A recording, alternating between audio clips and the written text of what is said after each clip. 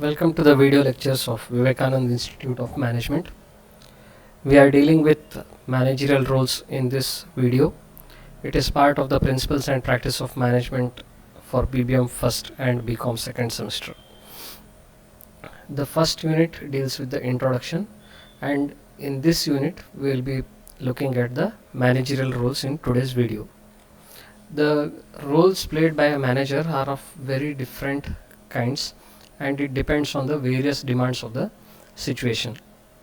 Generally, the managerial roles have been categorized into three broad categories by Henry Mintzberg.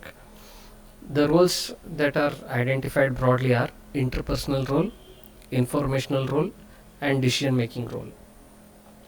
The interpersonal role basically deals with the role of a manager with respect to the people that he deals with. He deals with his subordinates, he deals with his colleagues, and he also has to deal with his superiors. Apart from this, he also has to deal with people outside the organization. So there will be a lot of interaction that the manager has to take up on a routine basis. So he has to interact with people, and that role of interacting with people is known as the interpersonal role. Another important aspect is he has to deal with lot of information. He gets information from several people, from several sources. He has to retain that information, and he has to pass on that information also. Plus he has to take feedback and then once again share the feedback with relevant people. So the flow of information generally has manager as one of the integral parts. Because he is in the middle of the organization, the information flow from either top to bottom or from the bottom to top has to flow through him. And because he also is a manager and looks after the work of several people, lot of information will also be generated at his point.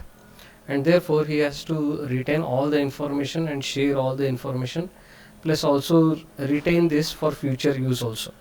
So there is lot of information that a manager will handle, and this is known as the informational role. And another aspect is the decision making. A manager's work involves lot of decision making continuously. A manager cannot leave things to happen on their own. He has to take a decision, because manager will always be facing several situations where there will be several options available before him, and he has to choose from among the various options that are available for him, and therefore he has to take a decision. And this decision has to be taken in such a way that the number of people who are impacted by his decision, the resources that are required for taking this decision, all are under control. The people must also be happy with him, and at the same time the management must be happy with him. His subordinates and colleagues must also cooperate with him, and his decision making certainly will not get that kind of response. There will be people who will always find flaws with the decision making of a manager, and decision making becomes the toughest task for a manager, because whatever decision he or she makes or takes will be supported by some, will be opposed by some. He may get support in future, or he may get criticism in future by those who supported him in the present situation. So a manager basically has to take decision because he has lot of choice, and it is his responsibility to ensure that the decision that he takes is in the best interest of the organization. And when it means best interest of the organization, he has to make a balance between the requirements and demands of the top level management and the aspirations of his subordinates, along with getting the cooperation of his colleagues. So it is like walking on a razor sharp edge. He hurts himself, and if he falls, he hurts himself very badly. So a manager's task is not easy. Now let us look at the different roles that are categorized under each of these three broad categories. The three broad categories are interpersonal role, informational role, and decision making role. Under the interpersonal role, he has to act as the head of his subordinates, and that is known as the figurehead role. He is a nominal head of the subordinates. In the eyes of the top management also, he is considered as the head of these subordinates. Then he also has to lead the subordinates, and therefore he becomes a by default leader of the subordinates. Though he is a manager, he also has to lead them, ensure that they benefit because they are working under him, and that is the role of a leader.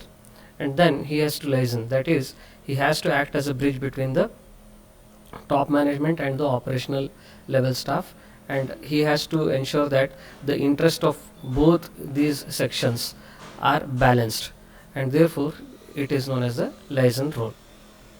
In the informational role, he has to monitor the subordinates, he has to monitor their work, and lot of information is generated there. He will be given instructions by the top management, and that information he has to pass on to the subordinates, that is disseminator's role. And the requirements of the operational level staff or his subordinates have to be conveyed to the top management, and therefore he acts as a spokesperson for the subordinate. And these are the three informational roles. And then coming to decision making role, he has to take up the role of an entrepreneur, that is, he has to bear the risk, he has to decide and face the consequences of his decision.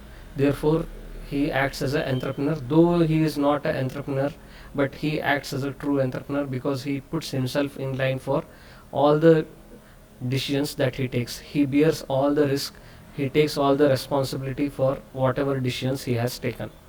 Then he also plays the role of a disturbance handler. Wherever there are people, there will be disturbances, there will be clashes between the people because of various reasons. It may be ego related problems, it may be personal issues between them, it may be because of resource problems. So whatever the reason, there will be problems between people, and this has to be handled by the manager, and therefore a role of disturbance handler is also to be handled by the manager. And then he also has to allocate the resource. A manager, we have seen the functions: planning, organizing, directing, controlling. So in organizing, all the resources have to be brought about, and the resources have to be given to the people. Putting the right person at the right place at the right time to do the right thing requires that person to have all the right resources available, and this is the duty of the manager. That is basically the task of organizing. Then he also has to be a negotiator. He has to negotiate among the workers, between the workers and the management, and he has also to negotiate between himself and his colleagues also. So there will be lot of people making similar kinds of demands, and you cannot meet the demands of everybody. So you have to negotiate and ensure that there is a situation where everybody feels it is okay, and therefore they are agreeing to what is proposed. And this proposal, a sort of, you can call it a compromise type of situation, or a situation where people become ready to adjust with each other after understanding the situation, that is negotiation. So he also plays the role of a negotiator. So these are broadly and usually referred to as the 10 managerial roles, or the managerial roles identified by Henry Mintzberg. If in case you have any doubts, you can get in touch with us. Thank you.